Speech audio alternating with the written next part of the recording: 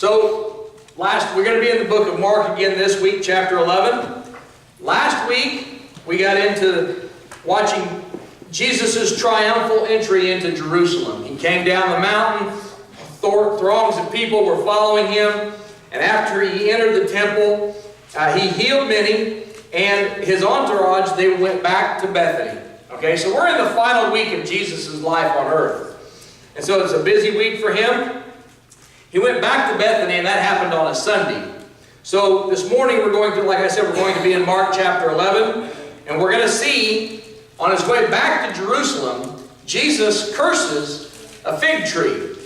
This is kind of a strange scripture, and it's kind of odd, but anytime you're in the Scripture, anytime you read the Scriptures, I implore you to say, okay, how does this apply to me? How does this apply to my surroundings? How does this apply to my environment? How does this apply to my life? Don't just read it and say, okay, I read the Bible. Ask the Holy Spirit to give a discernment about how this applies to me, because this fig tree has a lot of implications on us. And it's it's almost a parable in itself. But we have to really look at what Jesus does here in the fig tree story and see how it applies to us and our society. Now, at this point in the Scriptures, Matthew condenses his narrative. Okay, we're not going to be in Matthew, but this is accounted in Matthew and Mark. And so Matthew condenses his narrative, and this has two results of his condensing it. First, it looks as if the cleansing of the temple took place on Sunday afternoon. We talked about that early. We're going to talk about that later. But while Mark clarifies that the cleansing of the temple took place on a Monday. So this is where Jesus is at now. He's coming back on Monday. Secondly, Matthew, he makes it look like the cursing of the fig tree and the lessons drawn from it took place at the exact same time. So it looks like, again, Mark clarifies that this cursing of the fig tree has a 24-hour interval between the cursing and then actually seeing it dead. So as we go into this Scriptures, there are some discrepancies, but again, that just validates that. Is that even a word? Validates. There you go. Validates. Where'd that come from?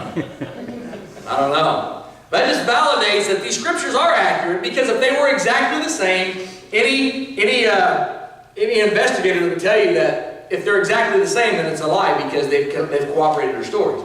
These guys wrote these Gospels separately, and so there's a little bit of discrepancy, but it's still all the same.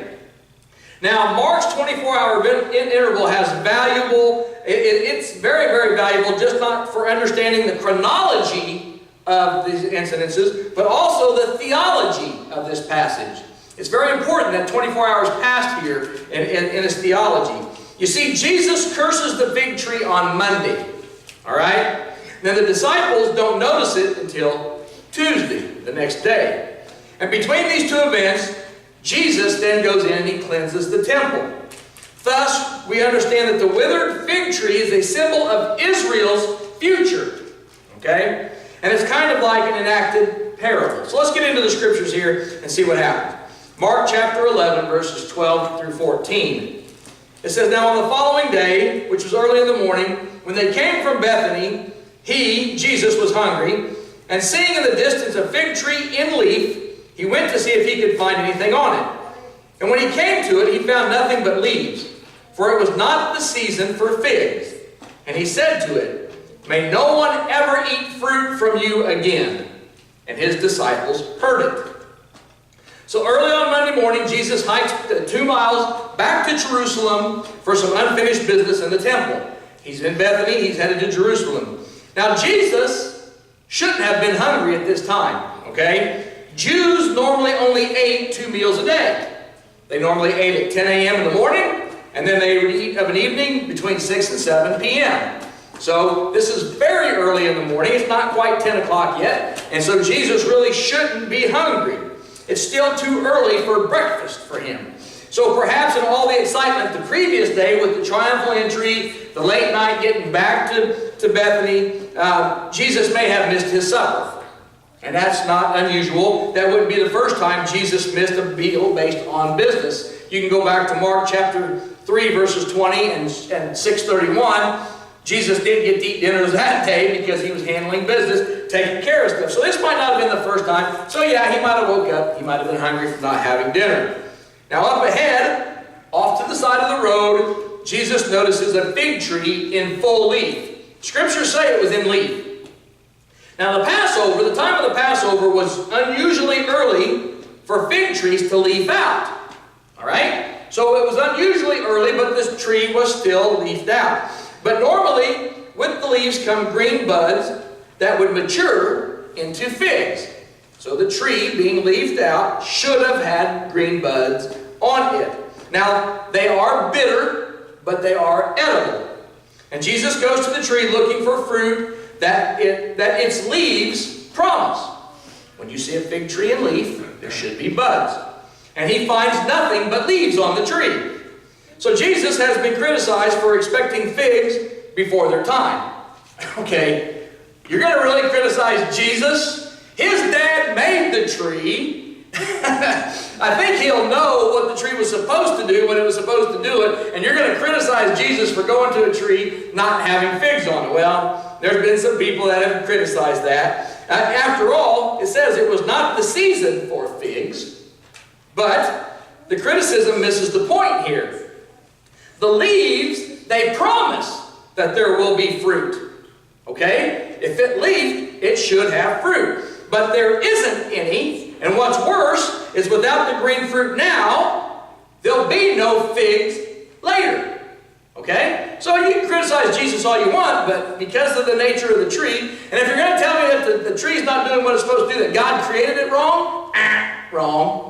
God created the tree to do his thing, and it's not doing it. Jesus knows this. He walks up to it, and there's no figs on the tree. So Jesus has also been severely criticized for using his divine power to destroy an inanimate object in a fit of anger. I don't read an anger in this. I don't know. If you're reading anger and you're looking for something that's not there. And this misses the point as well.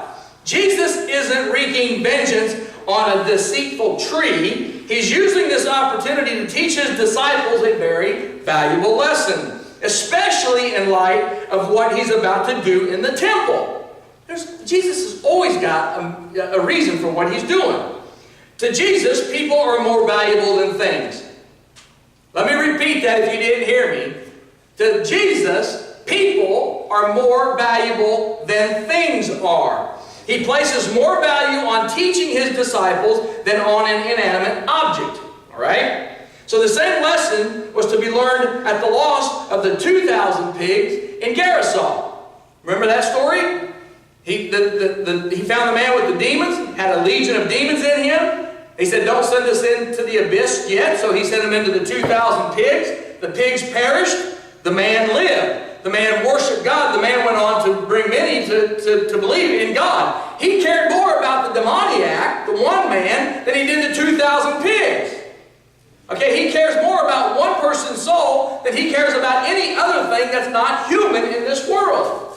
Amen. All right? We have to remember that. So Jesus is going to do what has to be done to get his point across. And besides, this tree is basically unproductive. It's taking up space on God's good earth without doing its job. And it's absurd to picture that nature is weeping the loss of its valued comrade through the whimsical anger of Jesus. It's just a useless tree. Now, I saw a video on Facebook where people go into the woods and they mourn dead trees. Seriously. They sit out and cry and mourn over dead trees. Okay, whatever. I don't know what you're smoking, but you need to quit. Okay? We got to be more concerned about people than things.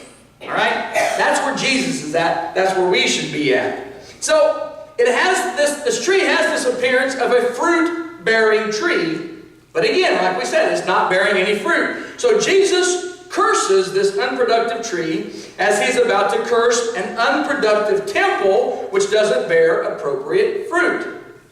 Okay? There is no way that we could have predicted from his words, may no one ever eat fruit from you again. Okay, he says that. And the result is an immediate and severe demise of this tree. When he said that, the disciples had no idea how quickly this would happen. Now Matthew says that it withers immediately. All right? And so within 24 hours, these guys, they pass this spot again, and they'll notice that the tree has withered from its roots. From the very roots, it has withered from the roots up. Now, to any arborist, that is immediate. Okay? Doug's the tree man. Trees don't die and wither in a day. It takes a while. Anybody that's cut a tree out of their house, out of their yard, and waiting for the stump to rot, you've got a few years. This tree died and withered within 24 hours.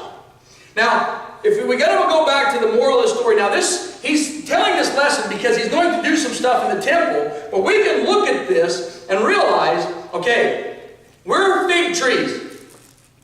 All right? We're the trees. Are we leafing or producing no fruit? If you're acting like, if you say you're a Christian, but you're not out there producing fruit, what's Jesus going to do at that day of judgment? At the time of judgment, which could be in the next second, could be in the next day, could be in the next, I don't know when it's going to be, but if you're the Christian and you have the Christian leaves on you and you're not producing fruit, you're going to be cursed. He did it to a tree, and he's saying we have to take these lessons from this. All right? We may look good, may walk like a duck, may talk like a duck, but, it may not be a duck. We have to make sure that we are producing fruit. It's not enough to say, I love Jesus, and wear your Christian cross, and put your bumper sticker on your car, and go out there and say you're a Christian if you're not producing fruit. Now, how much fruit are you going to produce? Some are going to produce a lot more than others. And that's okay. But we should all produce some level of fruit. And once we start producing, we should realize how good that is, and we should want to do more of it. So this is the lesson of the fig tree. Now there's more to it than that. Later, Jesus was trying to get to his disciples. And it's, like he said, it was about going to be the judgment of Israel. But you're going to see here, we're going to go right now, we're going to go into the cleansing of the temple.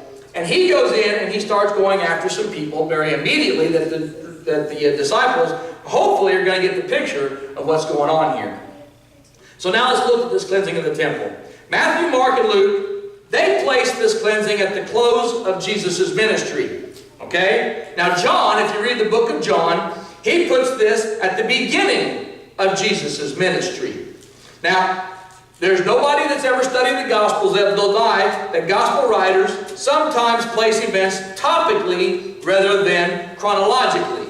They do that a lot. John did that. Okay, this applies to this topic. It happened 3 years later, but I'm going to put it here now because it's relevant to what I'm talking about. That happened a lot the way they wrote things. They didn't write everything chronologically. Even if you read the Bible, which I hope you are, if you read it from cover to cover, it's not in chronological order. Sometimes you'll see something, I just read that a month ago and I'm reading it again. What's going on? Well, it's not chronological. It's not put in chronological order. It's put in order of topography, I guess you should say. So the Bible's even written that way. The Gospel writers did the same.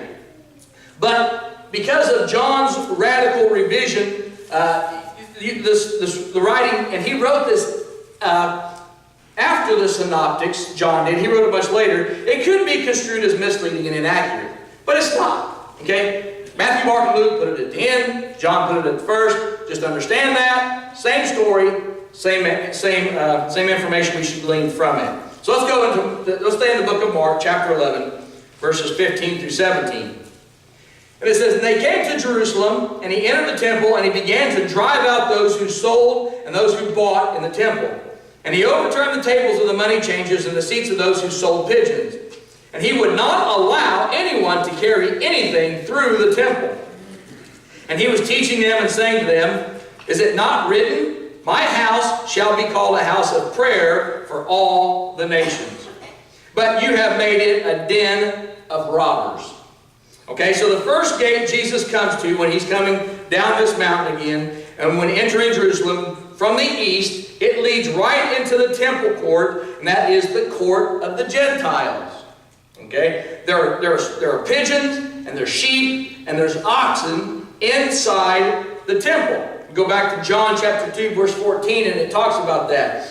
There are boxes and crates, and there's haggling, and all this spills out into the Kidron Valley. All right? Now, there are tables where the Roman currency is being exchanged for the kosher shekel, which is required for the temple tax. You couldn't pay Roman money to the temple. They only took the shekel, so they had to exchange the money. And it's chaotic, and it's very infuriating. You see, the Sadducees were taking the Roman money and they were paying it back in the shekel, but they weren't giving you full value for it. They were ripping you off. They were buying sheep that were basically deformed or not perfect, and then they were buying it at a very discounted price and selling you a sheep that was supposed to be perfect at a very elevated price. The Sadducees were making money off of the Passover. And they were doing it right inside the temple.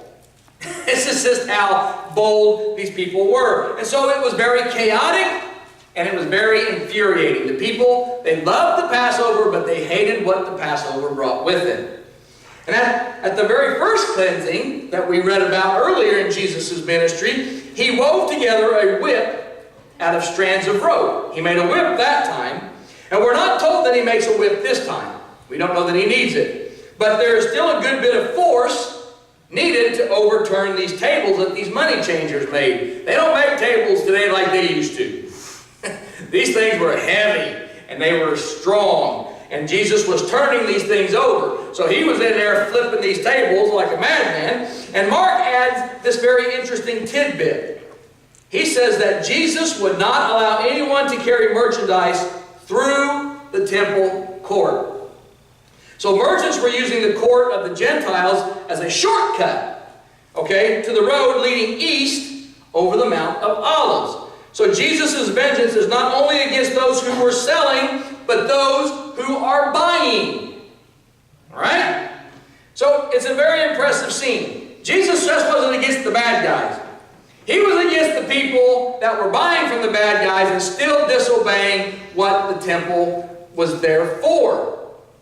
Okay, they just totally disregarded the temple whatsoever of what it was there for. And so he was mad at both the Sadducees and the merchants that were buying it, knowing that they shouldn't have been walking through the temple with it, and they were doing it anyway. So it's a very impressive scene. Businessmen are now on their hands and knees, scrambling to collect their scattered coins and all over the pavement that are in there. Sheep and oxen and goats and pigeons, they're running everywhere, they're flying everywhere within the temple. They're all frightened by the turmoil. People are pushing and shoving to get out of their way. It's just chaotic. And the Sadducees are over there on the side, and they're scowling from the sidelines. They're furious that Jesus has interfered with their financial gain. They're ticked. All right? They're mad. They're sitting over there watching all this happen. But there's really not much they can do about it right now. You see, the populace, they support Jesus. All right? He's coming in, and he's overturning their tables, and he's telling these people that they're doing wrong, and they're taking advantage. And so he's on the side of the Gentiles. Now, this only goes to perpetuate their feelings of him as being a materialist, or a material... I always get that wrong. Not materialistic, but a material army type leader. Can't even say it now. Militarial. That's it. Leader. So he's in there fighting for them, saying, hey, this is the guy. This is going to be our guy. And so they're supporting Jesus because he's kicking against the powers. He's kicking against those people. So now they're mad and they can't do anything, because if they start to revolt against Jesus, then the people will rise up and we'll have this rebellion. And so where the Sadducees were to intervene, the people would rally in support of Jesus. And then, furthermore, the Roman garrison, they're standing there and they're watching all of this, keeping careful watch with their hands on their swords. And so if this fight breaks out, the Romans jump right in here very quickly. They're going to break it up. They know this could be a very tumultuous time, and so they're ready. Now, in all fairness, it also has to be admitted that the temple The size of the temple was 430 by 330 meters. Okay? It encompasses over 25% of the city. So you're talking about a pretty big building. It's not just some small domicile or some small building like we're in here. It encompassed over 1/4 of the city. So if you're buying something and you got to get from point A to point B and you can't go through the temple, you've got a pretty good trek around this temple to get where you're going. The people were just being lazy. So they were hauling their purchased goods through the temple. So Jesus' actions, in the midst of all this frenetic activity, all this frenzy, would certainly not have disturbed the entire complex.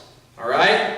Especially if it was very brief and it was isolated to a particular court, which if it was isolated to the court of the Gentiles, the rest of the temple probably didn't even know this was going on. But it was very obvious where he was at. Now the point, however, is not that the house was dirty and that it needed some spring cleansing, some spring cleaning. Nor was it even that that these poor pious Gentiles didn't have a quiet place to pray.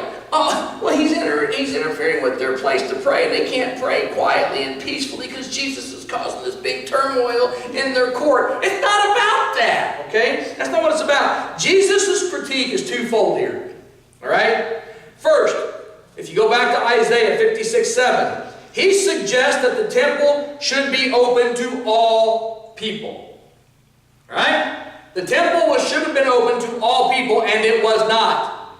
Okay, let's go to 2019. The church should be open to all people. Is it?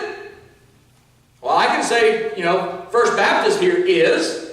Anybody walks through the doors, they're welcome. I'm not sure all churches are, because I've seen some people that aren't welcome in other places. But that was one of them, is that the temple should be open to all people. The context in Isaiah 56, 1-7, suggests that the Messiah would attract all people groups to come and worship God. That's what we should be doing. We should attract all people to come and worship God. Thus, he would bring an end to the exile of God's true children. Secondly, from Jeremiah 7:11, Jesus threatens the present leaders. Go back to Jeremiah 7, 1-16. As in Jeremiah's day, they felt secure in their sin since they controlled the temple. Okay? However, God declared that if they did not mend their ways, the temple would be destroyed. And no wonder they responded to Jesus so violently, yet this is nothing unexpected. Malachi, chapter 3, verses 1-3, told us as much. All right? We can't expect to go into church and lead sinful lives and promote sinful activity and expect God to bless that. Amen. Okay?